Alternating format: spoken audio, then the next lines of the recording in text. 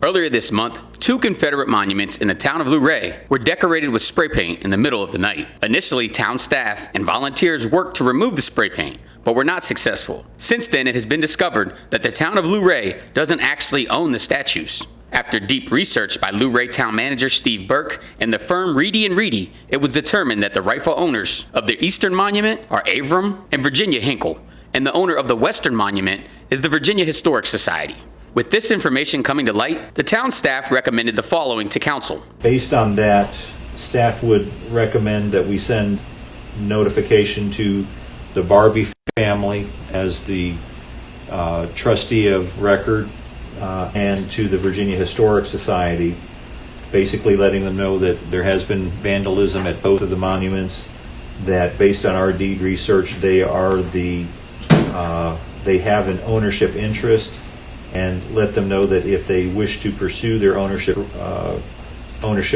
rights, they would need to contact their own attorney for independent research and basically request how they want to proceed with maintenance or dispersal of both the monument and the properties. While some council members still wanted to support continued maintenance of the privately owned statues and land, Councilwoman Leah Pence questioned the idea of continued taxpayer maintenance of private property. I have a question about that. So we've had issues on this since I've been on this council with private ownership having received town services to maintain property such as mowing. We can all think back to that situation, mowing of land and the issues that arose from that. So if this is a case of the town taking care of someone else's property, what sort of precedent does that set for the town if we continue to do it now that we know we don't own it? Now that we don't own it, the legal thing, the legal responsibility would be to treat it as other private property. When the grass gets too high, we hire a contractor and then we assess a lien on the property.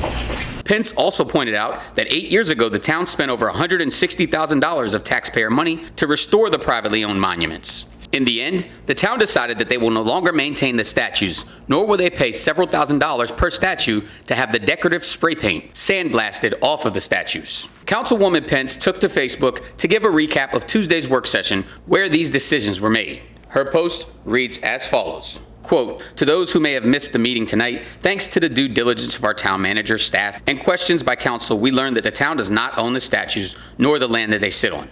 Therefore, the town will not maintain property or continue to remove graffiti. We do not want to set a precedent of the town maintaining private property. The monuments will remain shrouded to protect the paint from setting in the sun. Owners will be contacted to report the damage. We do not have the legal ability to decide the fate of the statues. I was shocked that due diligence was not done 8 years ago when over $160,000 of taxpayer money was spent restoring the monuments. When I stated this, someone in the audience, Elijah Webb, former town planner, stated that it wasn't a political issue at the time, as a justification for not doing the research. It should not take something to be a political issue before doing due diligence. I hope to have your continued support for re-election in November. I will update you on any developments. End quote. In Luray, Theodore Whitelow, breaking through news.